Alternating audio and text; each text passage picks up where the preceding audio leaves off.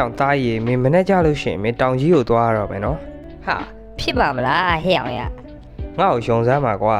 better business ကိုစာပြီးတော့လုပ်တဲ့သူတော်တော်များများတိုင်ပဲကြတာကခုံးမျိုးကနေပြီးတော့အခြားမျိုးကို better ဘယ်လိုပို့ပေးရမလဲပဲဖြစ်ပါတယ်ဒီကောင်လေးကတော့ကျွန်တော်တောင်ကြီးကိုပို့ပေးရမယ့်ကောင်လေးပဲဖြစ်ပါတယ် better တွေကိုအခြားမျိုးကိုပို့တဲ့အခါမှာအရေးကြီးဆုံးကတော့ထုတ်ပိုးမှုကအဓိကကျပါတယ်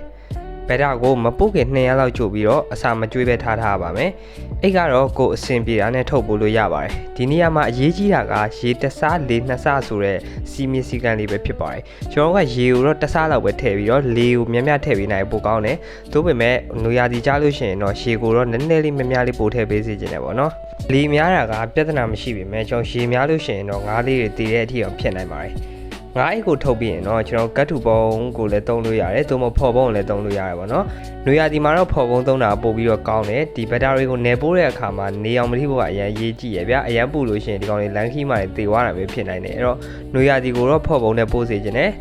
မိုးရာသီနဲ့ဆောင်းရာသီကတော့ကိုယ်အဆင်ပြေတဲ့ကတ်ထူပုံနဲ့ပဲပို့လို့ရပါတယ်ငါးလေးတွေကိုပုံနဲ့ထုတ်ပြီးလို့ရှိရင်တော့ကျွန်တော်ပုံနဲ့မှာပစ္စည်းအချို့ထည့်ပေးရတယ်ပေါ့နော်ကျွန်တော်နွေရာသီဆိုလို့ရှိရင်တော့ကျွန်တော်ကတ်ထူတွေခန္ဓာဖြစ်ဖြစ်ဖော်ပုံတွေခန္ဓာဖြစ်ဖြစ်သို့မဟုတ်ငှက်ပြောရွက်တွေဘာကြီးနဲ့ပတ်ပြီးပို့တာပို့ပြီးတော့ကောင်းလိမ့်မယ်ကျွန်တော်မိုးရာသီနဲ့ဆောင်းရာသီမှာတော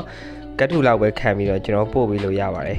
ဘက်တာတွေကိုဒီလိုမျိုးပုံးနေပိုင်းနဲ့ထုတ်ပြီးလို့ပို့လို့ရှိရင်ပုံးနေမှာကျွန်တော်တို့ကနေပူရဲမထားရပြီးတော့မပစ်ချရမဖိရပါတော့အလောင်းဝင်းကအရှင်ပါဒီအဲ့ဒီစာတွေကမဖြစ်မနေရေးပေးရတယ်ဘာလို့လဲဆိုတော့ဂိတ်ကလူတွေဒီပုံးထဲမှာဘာပါမှန်းမသိဘူးဗျာတိလိုက်အဲ့တော့ကျွန်တော်တို့ကအပေါ်မှာသတိပေးတဲ့စာလေးကိုရေးထားမယ်ဆိုလို့ရှိရင်သူတို့ကလည်းဒီပစ္စည်းတွေကိုသေချာလေးဒါနေရာထားပြီးတော့ပို့ပေးတယ်ပေါ့နော်အခြားနယ်ကိုပို့တဲ့ကားဂိတ်တွေကတော့မျိုးစုံရှိပါတယ်ကျွန်တော်ရန်ကုန်မှာဆိုလို့ရှိရင်တော့ကျွန်တော်အောက်ဆန်းဝင်ရှိတယ်တကုံအေယာဝေးပြေးရှိတယ်အောင်မင်္ဂလာဝေးပြေးရှိတယ်ပေါ့နော်အဲ့ကိုအဆင်ပြေတဲ့ဂိတ်မှာသွားပြီးတော့ဥမာကိုကရန်ကုန်ကနေပြီးတော့တောင်ကြီးကိုပို့မယ်အဲ့တော့ဂိတ်ထဲမှာရတဲ့ဂိတ်ကိုလိုက်မေးရတယ်ပေါ့နော်အလောင်းဝင်းကပို့ကျင်တယ်ပေါ့နော်ရှာလာပေါ့တချို့ဂိတ်တွေကတော့လက်မခံဒါပေမဲ့တချို့ဂိတ်တွေကတော့လက်ခံပေးပါတယ်ဒါပေမဲ့အသေးပြောက်ကတော့သူတို့ကားဂိတ်ကလုံးဝတောင်းဝင်ယူပေးမှာမဟုတ်ဘူးကျွန်တော်တို့ကိုယ်တိုင်ကပဲအသေးပြောက်အာမခံပေးရတယ်ခုနကကျွန်တော်ပြောထားတဲ့အစာကိုမပို့ခင်မှာ2ရက်ကြိုဖြတ်မယ်ပြီးတော့ကျွန်တော်ပြောထားတဲ့ထုတ်ပိုးမှုတွေနဲ့တခြားထုတ်ပိုးမယ်ဆိုလို့ရှိရင်တော့2ရက်3ရက်လောက်ကတော့ AC နယ်ကိုပို့လို့ရပါတယ်ဂိတ်တွေကိုသွားပို့လို့ရှိရင်ဂိတ်တွေကဘာတောင်းလဲဆိုတော့ကျွန်တော်တို့ရဲ့ဖုန်းနံပါတ်ကိုအရင်တောင်းတယ်ပေါ့နော်ကျွန်တော်ဒီပေးပို့သူရဲ့ဖုန်းနံပါတ်ကိုသူတို့ပေးလိုက်ရတယ်ပြီးတော့ဟိုဘက်က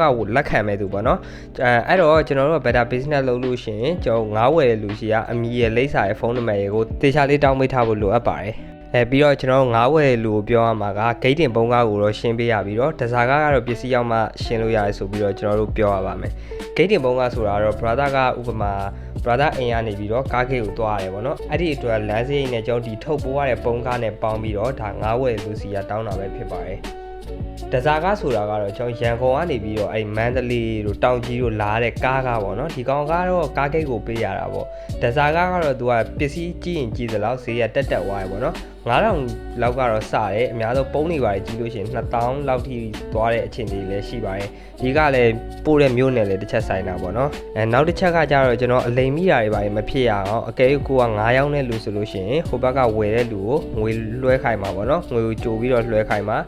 ပတ်စံတွေကိုကြိုပြီးတော့လွှဲခိုင်းပါပေါ့နော်အကယ်၍ကိုကငါးဝယ်လူဖြစ်နေလို့ရှိရင်တစ်ဖက်ကရဲ့ဆိုင်ကိုတေချာလေးလာပါသူအရင်ကဘလိုတွေရောင်းခဲ့လဲပေါ့နော်သူစီမှာဝယ်တဲ့လူကရှိလားသူကဗမာနေတာလေအဲ့လိုစုံစမ်းပြီးတော့မှဝယ်တာကပို့ပြီးတော့ထိရောက်လိမ့်မယ်ဒါအလိမ်မခံစေဖို့အတွက်ဒါအကြံဉာဏ်ပြုတာပဲဖြစ်ပါတယ်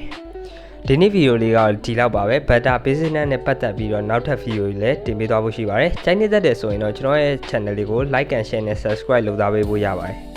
မမေ့နဲ့အောင်တော့ကျွန်တော်ဗီဒီယိုကြီးကြည့်လို့ရှိရင် VPN လေးခံပြီးတော့တစ်ချက်လောက်တော့ကြည့်ပေးပါအဲ့ဒါမှပဲ brother တို့ကကျွန်တော်ကို support ပေးတဲ့အနေနဲ့ပဲဖြစ်ပါတယ်အားလုံးကျေးဇူးတင်ပါတယ်